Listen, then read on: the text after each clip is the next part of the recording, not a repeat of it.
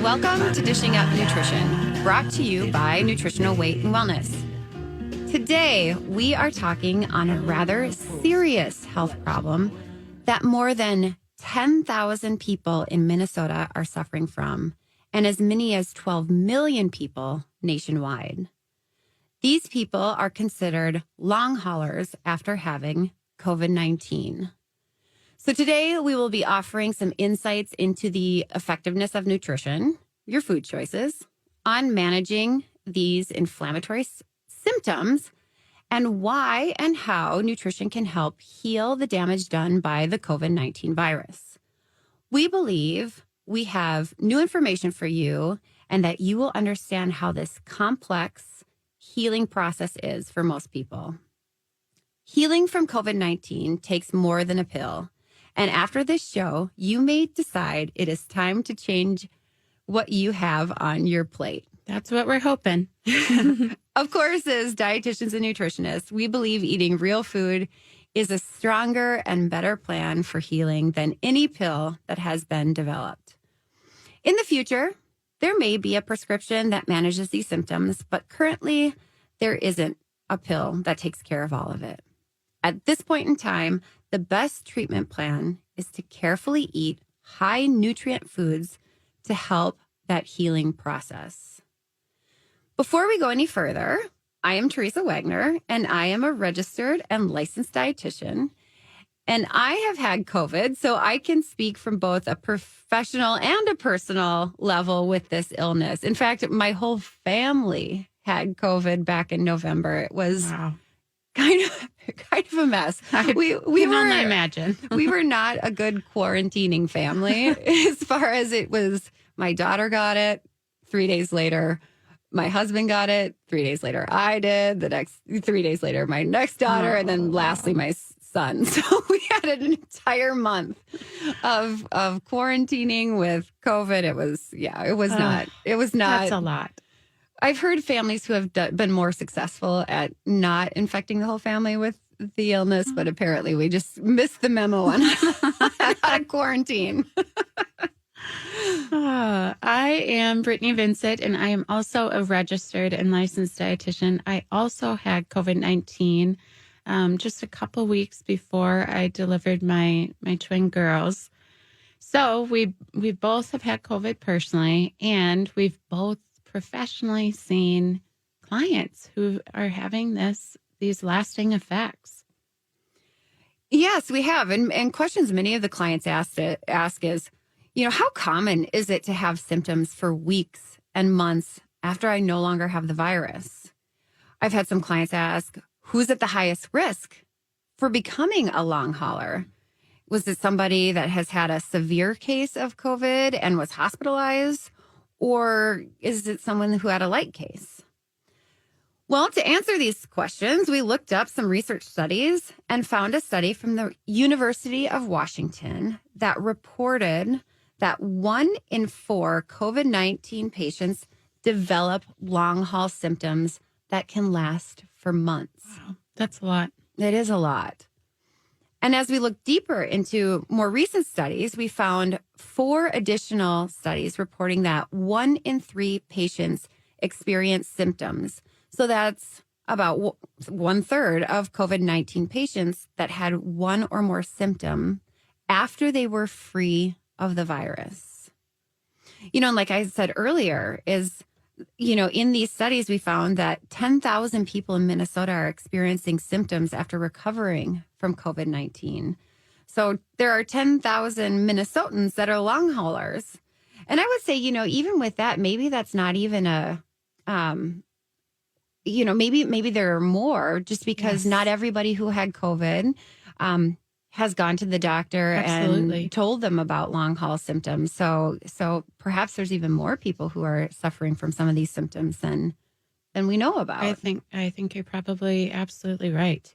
Yeah. And a lot of people maybe haven't made that connection either. Right. Because some of the symptoms are a little strange. We're going to talk about that. Yes. And,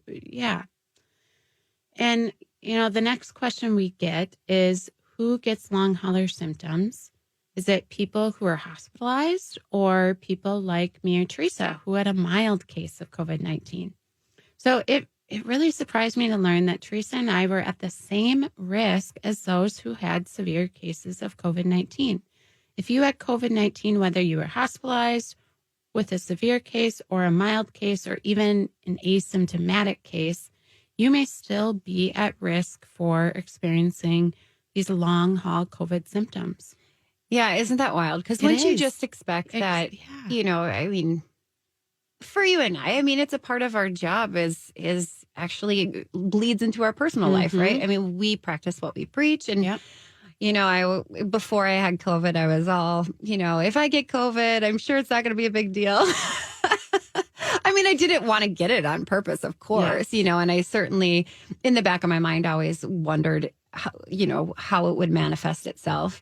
Yeah. But I was one of those people who had some long haul symptoms. So I think it's really interesting how even if you take really good care of yourself, or if you had a mild symptoms, that it can still manifest into long haul symptoms. Researchers also found that two health problems, diabetes and obesity, increase the risk of hospitalizations for COVID. But these health conditions did not increase the risk of ending up with long hauler symptoms. The research found that 32.7% of COVID outpatients, so outpatients are people who didn't have to go to the hospital for the COVID, so they had less severe symptoms. So 32.7% of COVID outpatients developed long hauler symptoms, and 31.3% of patients hospitalized became long haulers. So that's only a difference of 1.4% between the two groups of people, between the outpatient versus inpatient. It's barely a difference. Yeah. I don't know. I mean, I stats isn't my strong suit, but I don't think that that's statistically significant. I don't think so. No. And there are many questions concerning the long hauler symptoms. What are the most common ones? What are some of the unusual ones? And, obviously we're still trying to figure all of this out. Right. Well, one common symptom many long haulers complain of is shortness of breath.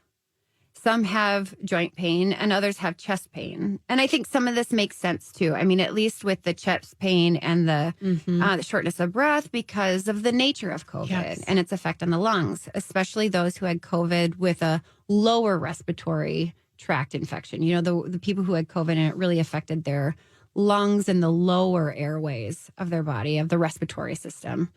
As far as joint pain though, that's a little bit more of a mystery. Why would the virus affect the joints? Yes, that is mysterious. I mean, and that was actually one of my main symptom was like joint pain while I had COVID. Interesting. That achiness in my hips. I wonder too, because you were pregnant and you were very pregnant at the time because of the hip joints have to relax so much. Yes. That I wonder if that's why they were so susceptible to that inflammation that COVID would cause. I mean, frankly, had I not lost my sense of taste and smell, I probably would have just thought it's because I was pregnant and that's why I was so achy. Yeah, because everything is a pregnancy symptom, right? Isn't it? But some of the other symptoms that long haulers can have, headaches, dizziness, brain fog, other neurological symptoms. And again, that doesn't connect as much as, like you said, the shortness of breath. Yeah. Mm-hmm. So I was talking about some digestive issues. Well, another family member of mine who had a very light case of COVID has really struggled with digestive and intestinal problems too. A lot of constipation. In fact, it's taken months, almost 4 months, actually. So I would say that she's mostly over it now, but it took about 4 months for us to get it straightened out.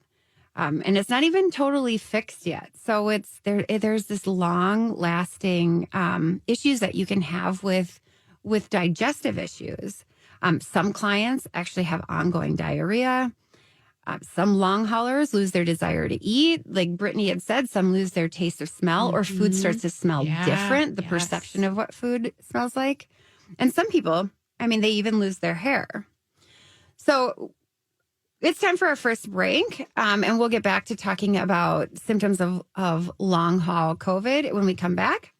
But you are listening to Dishing Up Nutrition, brought to you by Nutritional Weight and Wellness. Today, we are sharing our insights about the importance of eating real, whole foods to help with recovery from long hauler symptoms after having COVID-19. Welcome back to Dishing Up Nutrition. During the pandemic, many people found themselves pulling through fast food lanes, stocking up on prepackaged foods, processed foods, or doing the pizza night takeout several times a week. I mean, let's be real, DoorDash and Bite Squad and all of those makes things pretty darn easy. Yeah. And easy habits to maintain now that we don't need it as much. Yep. Mm-hmm. So, yes, these past 2 years have been stressful. There is no doubt about it. And most people have gained weight. They're feeling anxious, depressed, and have no idea what dress will fit if they have to dress up. And how can you get your eating under control? Well, let me suggest signing up for Nutrition for Weight Loss classes starting in April. Call us at 651-699-3438 to discuss times and locations, or you can register online at weightandwellness.com. Yeah, and I think we'll have both in-person and online options for that one, or Zoom, I should say, options. The online option is always there. Yes, so it is. You can always sign up for the online course and just take it whenever it fits in your schedule. Of course, with Zoom, it's more scheduled, and in person even more so. Yeah, and it's a 12-week class.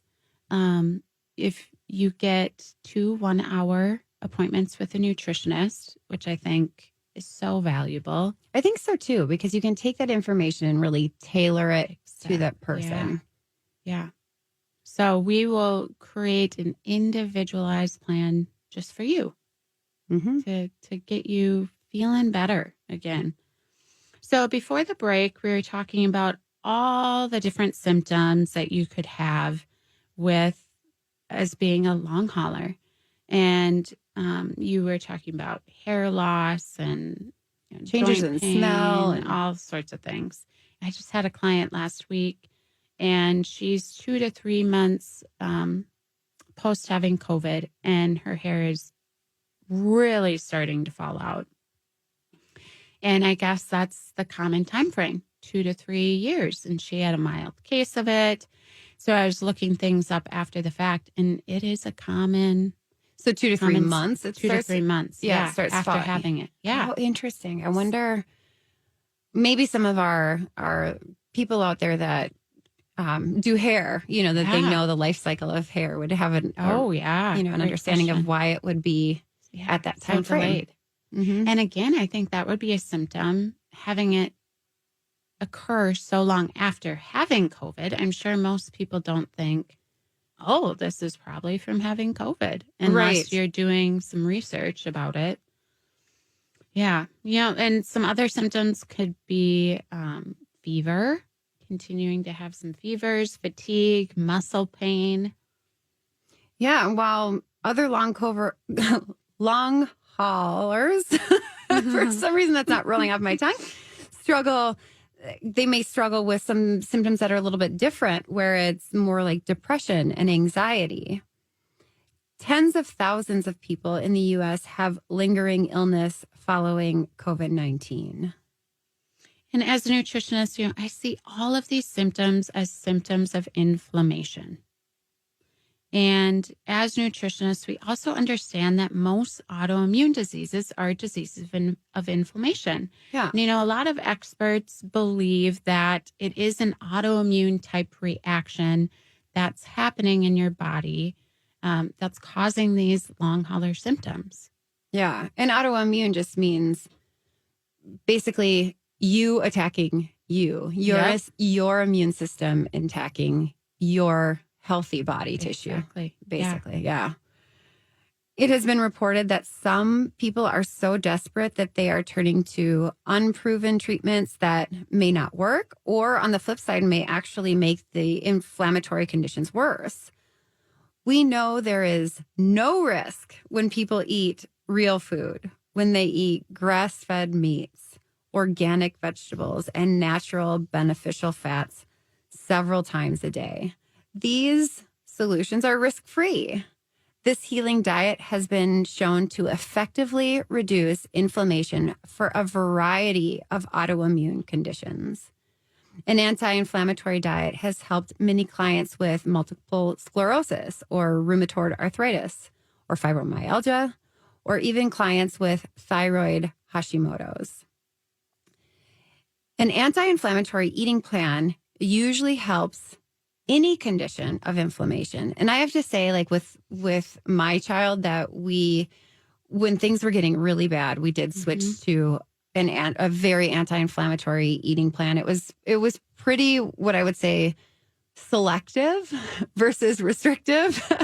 It was lots of foods that she liked, but it was eliminating some of the foods that she likes just for a time. And because her, constipation can be painful. Oh, yes. The motivation was there for her, even at her young age. And so we found that there was a significant improvement when we made those changes. And when things started to slip, as they do with time, and especially with kids, is that we could see how it would come back, how things would become more difficult again.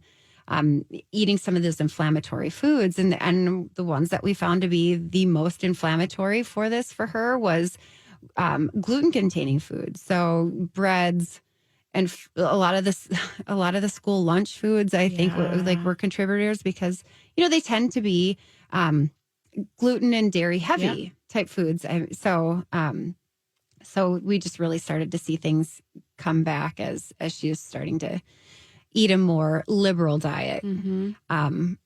But like I said, we continue to work on it, and things are starting to normalize now. But you can really see the difference that diet makes. So it isn't just us saying this. I mean, we really do experience this in our own personal experiences. An anti-inflammatory eating plan, like I said, it usually helps any sort of inflammatory condition. COVID-19 is a disease of inflammation. Research studies advise COVID patients to seek treatment for their long-haul symptoms. We believe it should start with what a client is putting in his or her mouth or on their plate. We recommend a food-first approach to reduce inflammation, which would allow the immune system to work well again. So let's talk about some simple food-first approach to lowering inflammation. I think first and foremost, sugar. Sugar is so inflammatory. And yes, it may sound daunting for you to give up sugar, but with our help, I promise it's possible. Clients who are experiencing anxiety find that it helps to reduce overall anxiety, and then it's easier for them to stay off sugar. Less sugar and processed carbs equals less anxiety. And the typical American diet is so high in sugar, processed carbs, damaged refined oils, and really is a very inflammatory diet, and an anxiety producing diet for many people. Yes.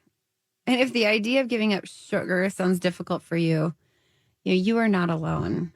I can think of several of my clients where it took months to finally let go of sugar. So if you need to do it step by step and do it over time, that is certainly a way that you could do it. Other people prefer to go cold turkey. Yep. So we'll talk about that a little bit as we come back. You are listening to Dishing Up Nutrition. In the past, the only reason many talked about nutrition was about what they needed to eliminate to lose weight. Losing weight was a good use of nutrition, but we know that nutrition is also critical for healing from COVID-19. It is also critical to manage menopausal symptoms, and it is so important for maintaining strong bones and avoiding osteoporosis. It is a key factor in maintaining good mental health, moods, and memory. Using nutrition to manage health problems is our profession and truly our personal joy. We are now accepting appointments and can get you started on a healing plan. Call us at 651-699-3438 and make use of our expertise. Welcome back to Dishing Up Nutrition. We have been talking about how an anti-inflammatory diet can improve long hauler symptoms. So I was thinking, why don't we share some ideas? What does an anti-inflammatory diet actually look like? So my plan for the weekend, some batch cooking, and frankly, I keep things very simple nowadays. It's a good plan when you have 3 little kids at home. Yeah.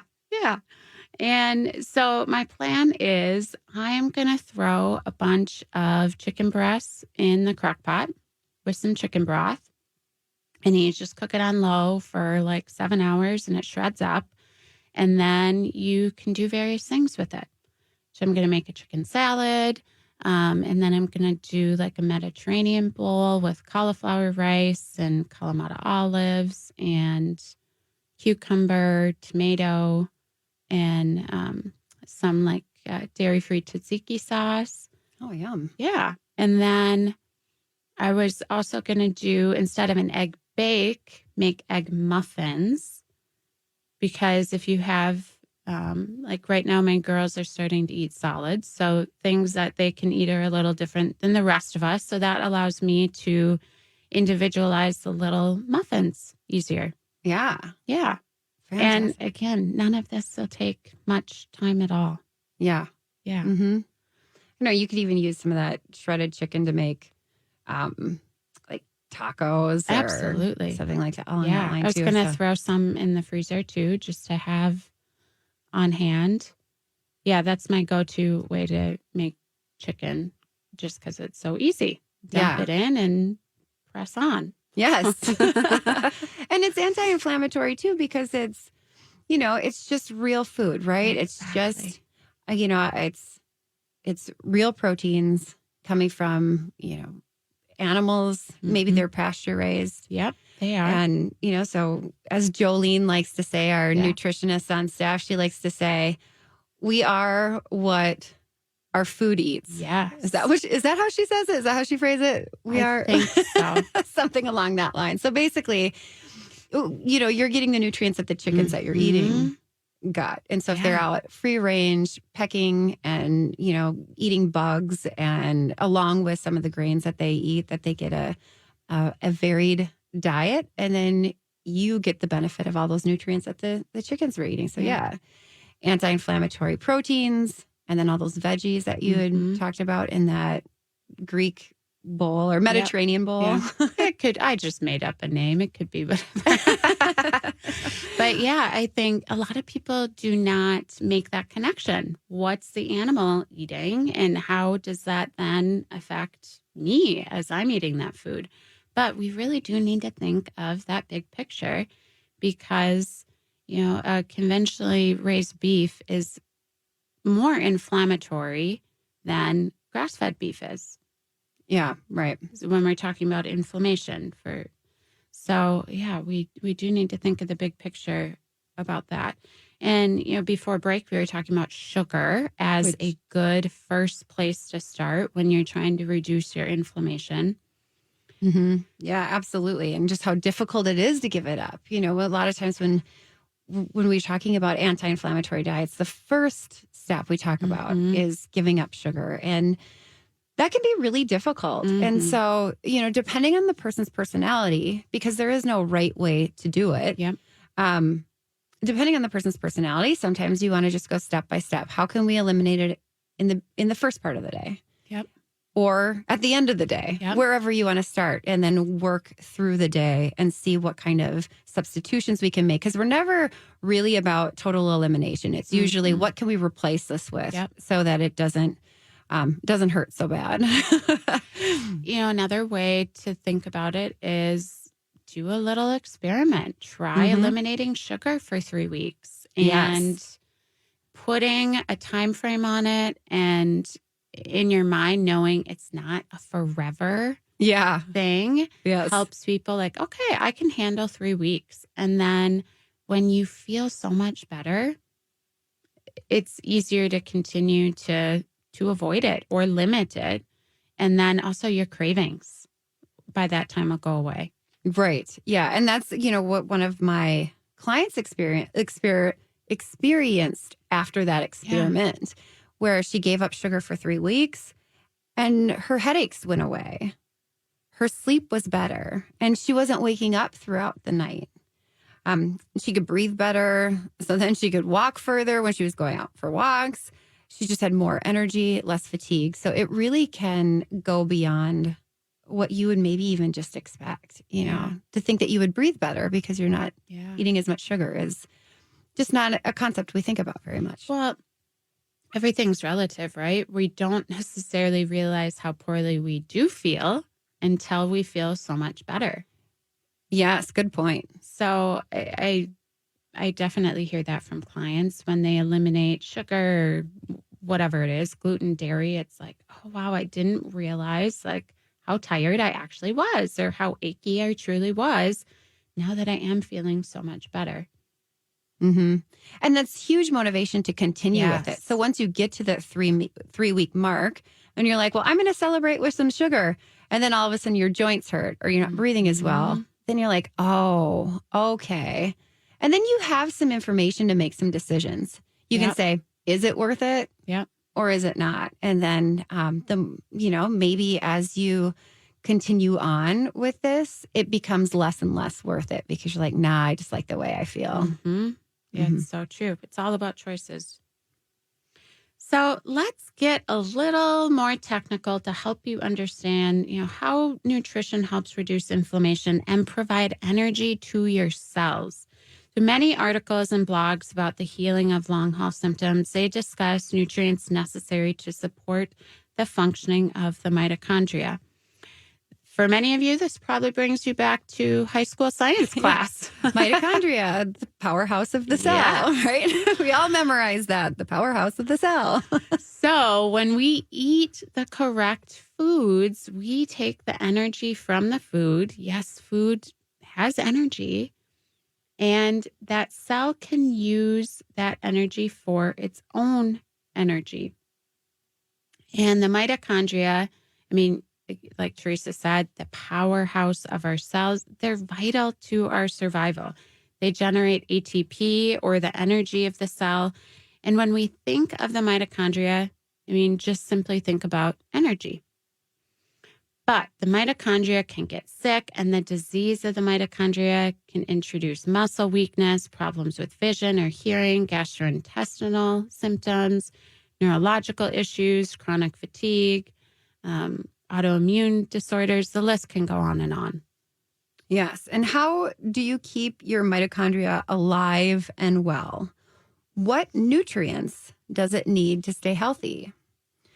Remember, like we've been saying, the mitochondria is the energy of your cell, which needs fuel and nutrients to run well. A few of those nutrients are vitamin D, and we can get vitamin D from the sun during the sun. Well, at least in Minnesota, we can get it from the sun in the summer. Or you can get vitamin D from taking supplements. We often recommend people take vitamin D supplements most of the year. You can get vitamin D by taking cod liver oil. I know that most of that maybe brings up some childhood memories for some of you. It tastes better now. They have figured out a way to make cod liver oil not taste so cod livery. Yeah. Now it tastes a lot of the ones that we have, had recently are more lemon flavored. Yep. Yes. You can also get some vitamin D from organic egg yolks. So if the chicken has been exposed to the sun, then they will manufacture vitamin D in their body, and that will go into the eggs. The mitochondria also needs vitamin B12, which we make in our intestinal tract from an intestinal bacteria called bifidobacteria and from meat.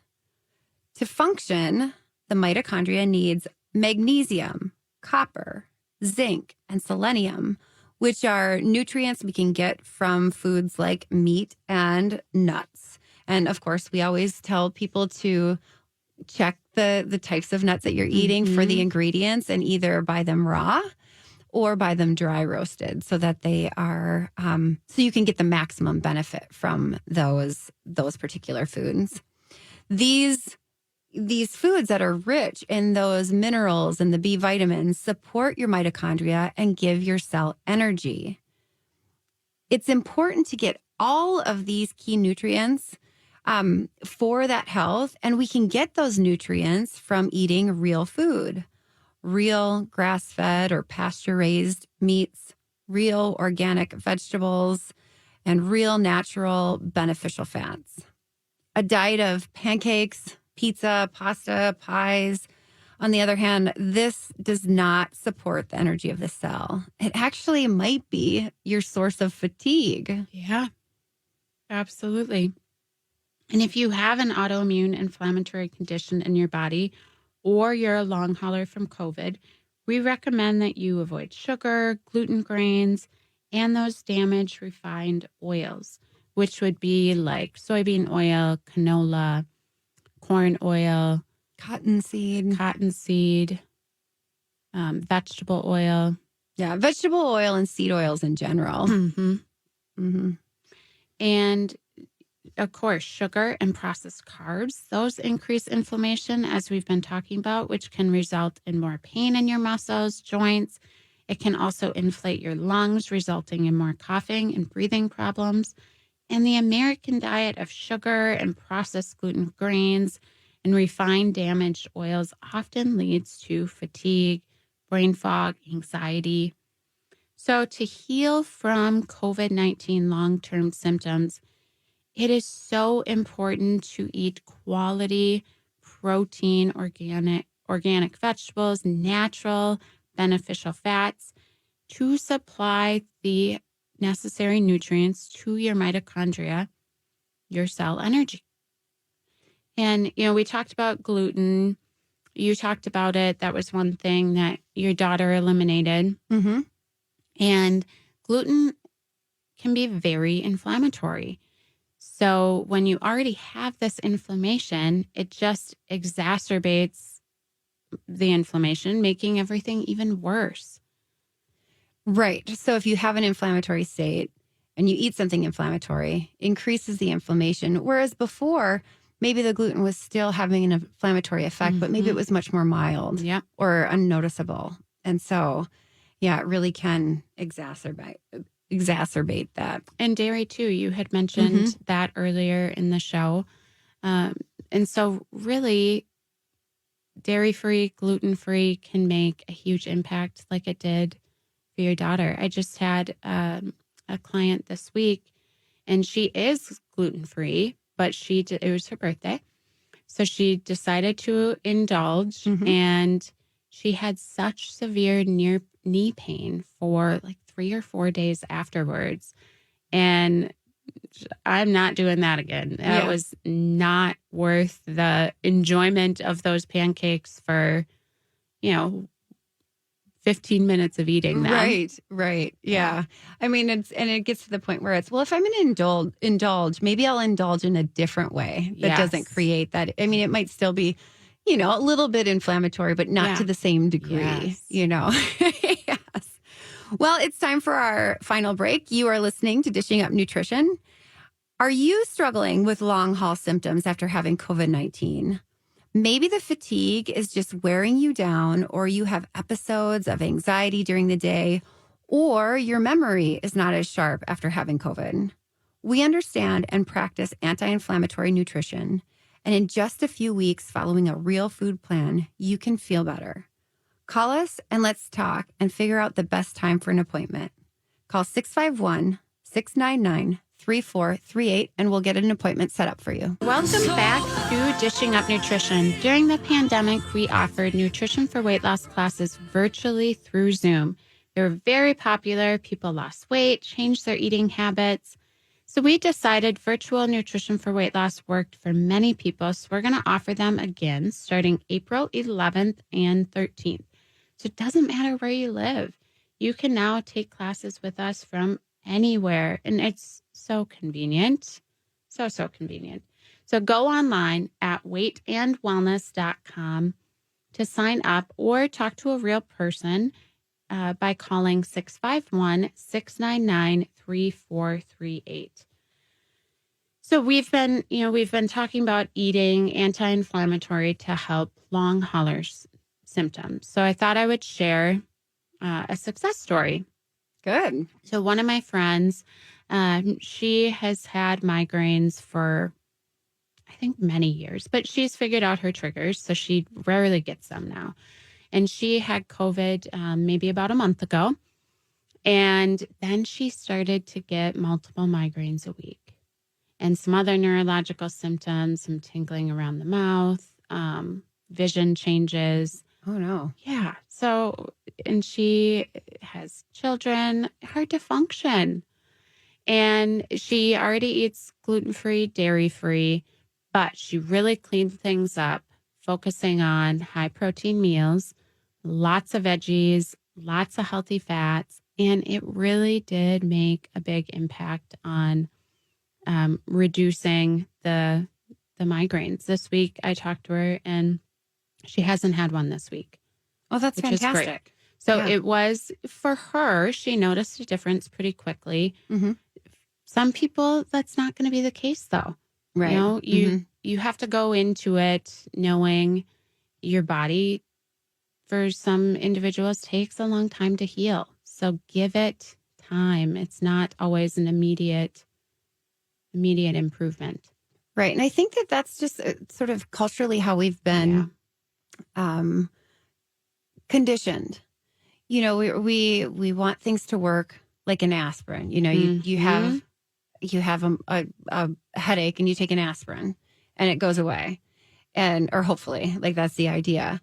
But with nutrition and doing a more natural approach to some of these types of healing protocols, it can take time. You know, your body has to heal. And so you may have to give it several weeks, several months for it to really notice the difference. So sometimes that's why we tell people to journal some of it, you know, especially right away in the beginning. Write down your major symptoms, because when things go right, we don't really notice that. I remember I had a client once whose toe was just bothering her so much. And then when she came in for a follow-up appointment, I had asked her, well, how's your toe? And she had a shoe that she could just flip her foot out of. And she just pulled it out. She kind of wiggled it around and she's like, she's like, I have it. You know, so that was one of her major complaints. So we were talking and then completely forgot about it. So sometimes it's good to write down some of those things that are bothering you so that you have something to jog your memory to see if what you're doing is working, because you might assume it's not when it actually is really. And, sometimes I encourage people, like pain, for instance, to rate it on a scale, because maybe there's a gradual improvement that you're not necessarily going to recognize unless you are tracking it and can say, oh, a month ago it was a 7 and now I'm a 2. Yeah. Yeah, that's a great idea. Helping clients overcome the damage done by the COVID virus, it takes time. I find clients who develop this understanding of the value of eating real food do better. They are not on a diet to lose weight, but they are on a diet to regain their health. And we don't even really use the word diet anymore. We just say, this is your food plan to regain your health.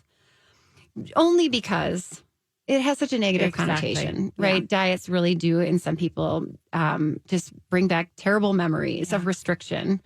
So, food plan to regain their health.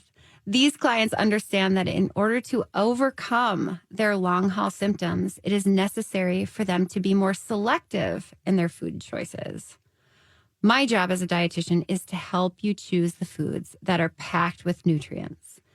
My clients know that to support their energy or those mitochondria, they need to eat foods that supply zinc, selenium, magnesium, calcium, the B vitamins, vitamin A, vitamin C, and iron. It is no longer a diet. It is eating to heal after the effects of COVID. Clients become in charge of their own healing process when they're doing this. So they feel a feeling of empowerment, that they have more control rather than it's out of their control. Yes. Great point. And, frankly, today, nutrition, it's a very complex science. Back in my great-grandmother's time, nutrition was simple. People knew how to eat to support their metabolism. I mean, they really didn't have other choices. No. Yeah. Yeah. And so they started their day with animal protein so they'd have their energy for hard work. And I like to help clients understand the role protein plays in our healing and in our energy. And during a healing process, your protein needs are actually higher too. And so that is something to keep in mind. Are you eating 2 to 3 eggs for breakfast, or maybe a steak salad for lunch, grilled salmon for dinner? It's really important to focus on getting that protein at your meals at least. Mm-hmm. It's funny. By just accident the other day, I was in a hurry. I've had a really busy couple of weeks, and I was putting together my food for work before I was going out the door. Usually I do a better job of planning. And realized I had no protein options. I didn't have anything. So I basically went to work with a lot of veggies, a fair amount of good fat sources. And I just kept commenting to my coworker, I am starving. I am eating all the time. I brought plenty of food. I was like, it's fine. We'll get through it a day. What, one day is not a big deal. Yeah. But I kept laughing because I was like, all I want to do is eat today. So it's so good for your immune system, but it is great for satiety too. And just giving you that feeling of being done when you're finished eating, So, so lesson learned, continue to be prepared. Sometimes we need those little reminders. That's right. And protein is important for our bodies because protein is a wonderful source of B vitamins. And these B vitamins are important in converting our food into energy. We need this energy for mental and physical energy, I guess. Protein helps us maintain strong muscles. I think we all know that, protein in muscles, but it's great for good moods. It supports our metabolism, and it's also vital to supporting our immune system.